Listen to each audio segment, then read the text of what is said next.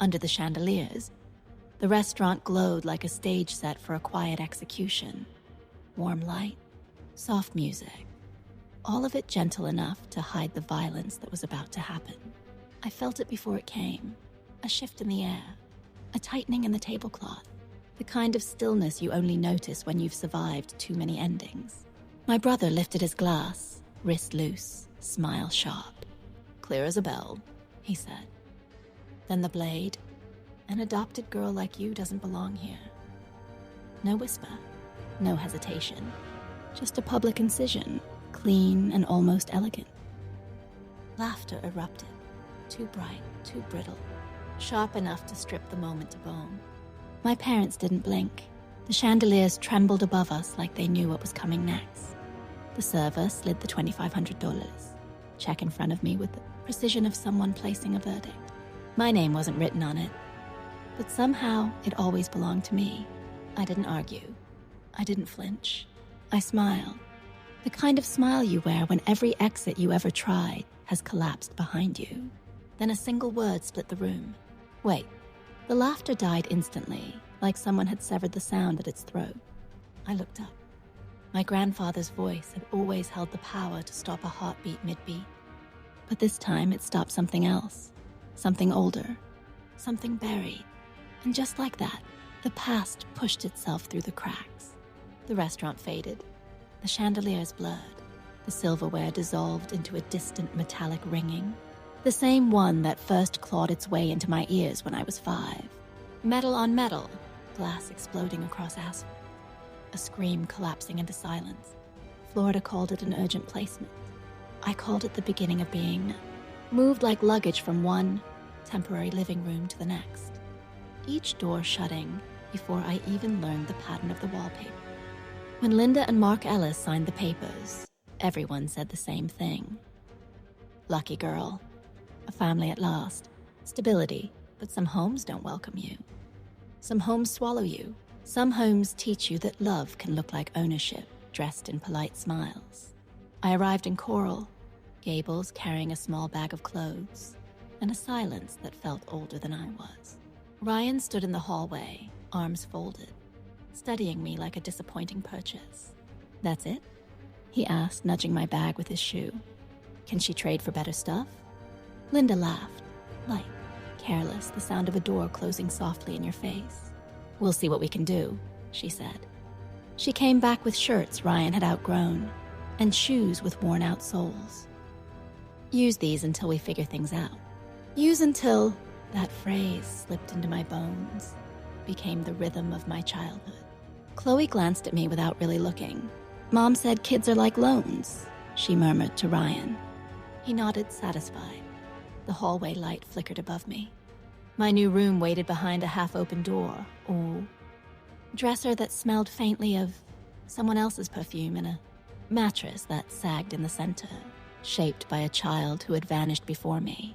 That night, lying in the dip of that mattress, listening to the house breathe around me, I felt something whisper at the edge of my awareness. Not belonging, not yet, maybe not ever. And years later, sitting at that restaurant table, chandeliers burning overhead, my brother's cruelty echoing through the laughter, I realized the whisper had never left. It had only been waiting. The sound of my brother's voice didn't fade when the laughter stopped. It lingered, clinging to the edges of my mind like smoke. But my grandfather's single word still hung in the air between us. Thin and electric. Wait, it wasn't protection. It wasn't comfort. It was the opening of a door I hadn't realized was locked. For a moment, the restaurant seemed to tilt, the world narrowing to the steady pulse in my ear. The chandeliers above us fractured into prisms of pale light, scattering across the white tablecloth like tiny shards of something once whole. I could feel every pair of eyes at the table shift toward me. Curious, expectant, hungry, but my mind had already begun drifting backward, sliding into the quiet corners I spent years avoiding. Grade school, parent-teacher meetings. I'd walk out excited, clutching straight. A report cards with the desperation of a child who still believed excellence could earn a place at the table. Linda would smile politely, then tuck the papers onto the side of the refrigerator. the hidden side. The part facing the wall, a wall was always easier to praise. Ryan's trophies shone from the center shelf, each one polished, each one celebrated. Chloe's recitals were framed in thick gold borders. My achievements existed in shadows, placed where they could be forgotten without guilt. I learned something then, something sharp and invisible. Worth wasn't measured by effort. Worth was a sign, and mine was temporary. By middle school, gatherings became stages where my absence was rehearsed before I even arrived. Ryan would raise his glass, smirking, and say, "To the real Ellis kids." A practiced ritual, a performance the adults watched but never stopped. My place at the table was always one seat from the end, close enough to pass dishes, far enough to be cropped out of photographs without leaving a gap. Each detail seemed small, forgettable, almost polite in its cruelty. But patterns rarely arrive with warning signs. They grow quietly, like mold beneath glossy paint. Years blurred. College applications came and went. Ryan got tutors, campus tours, mock interviews. Chloe had editors, planners, consultants. I had a 2-line conversation. "A 2-year program is more realistic," Linda said, flipping through my letters like overdue bills. "We can't afford more." We. A word I had never been included in, but I nodded anyway, because children learn early that arguing with walls only leaves bruises. So I paid my own tuition, walked across a graduation stage with no Ellis in the audience, and swallowed the hollow ache as cleanly as I swallowed every dismissal before it. Still, I stayed near them. Still, I tried. Still, I waited for something soft, something warm, something that might finally resemble belonging. Belonging never came, and that truth, sharp and undeniable, sat with me now beneath the chandeliers. My grandfather's gaze met mine across the table, steady, measured a storm behind calm eyes. For the first time, someone at that table wasn't looking through me. He wasn't asking me to defend myself. He wasn't asking me to be quiet. He wasn't asking me to disappear.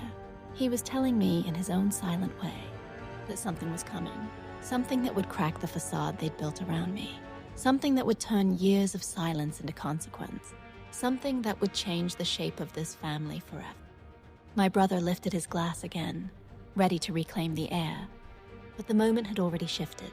A tremor ran through the space, like the breath before an earthquake, and I felt it, a tension rising, slow and deliberate, as if the truth itself had finally grown tired of waiting in the shadows. This wasn't the breaking point. It was the beginning of the reckoning. The restaurant noise returned in fragments, forks tapping porcelain, glasses clinking in, distant pockets of light, but none of it felt connected to the table where I sat. Here, the air had thickened. Here, the walls seemed to lean closer. Here, every memory I'd buried for survival began rising like smoke through the cracks. My grandfather's words still echoed, thin and deliberate, as if it had loosened something inside me that I didn't know was held shut. The others didn't feel it, but I did. A shift, a tremor, a slow, inevitable unraveling. My eyes lowered to the check in front of me, the 3 digits at the end reflecting the chandelier, above like a cold glint of mockery.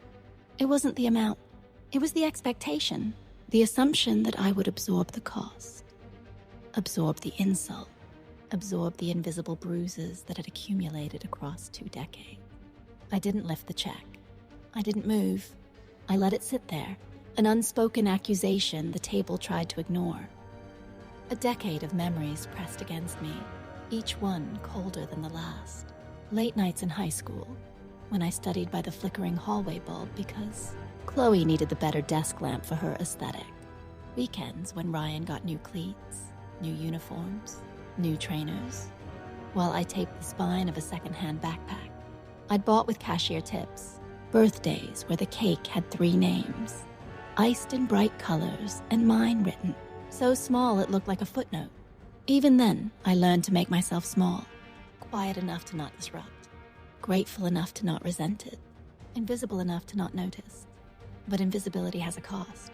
It erodes you quietly, the way water carves stone, slow, patient, merciless. I remembered the night I brought home my first real contract. $50,000. A number I built from borrowed laptops, gig work, and a stubborn refusal to break. I'd held the paper with trembling pride. Linda never saw it. She walked past me, adjusting Chloe's lighting for a post. The shadows in that hallway had felt heavier than the night outside. It was the first time I understood the shape of my place in that family. A placeholder, a silent contributor, a background presence that made their lives smoother without ever being acknowledged. And now, in the restaurant's soft golden glow, I felt that same realization return, but this time it didn't sting. It crystallized. Something inside me tightened with a strange, unfamiliar precision, like gears clicking into alignment after years of slipping. The coldness, not cruel, not bitter, but clean, settled in my chest. This wasn't pain. It was clarity. Across the table, Ryan basked in the echo of his own insult, unaware that the ground beneath him had already begun to shift. Chloe scrolled through her phone, tilting her hair just right for the camera. Linda whispered something to Mark, their expressions smooth, controlled, practiced. Not one of them sensed the quiet transformation happening inches away. Not one of them saw the way my grandfather watched them, all of them, with a gaze that carried history, consequence, and something dangerously close to judgment. Not one of them realized they were sitting at the edge of a turning point. If silence was a language, then I had become fluent. But tonight, silence was no longer submission. It was the calm before a storm.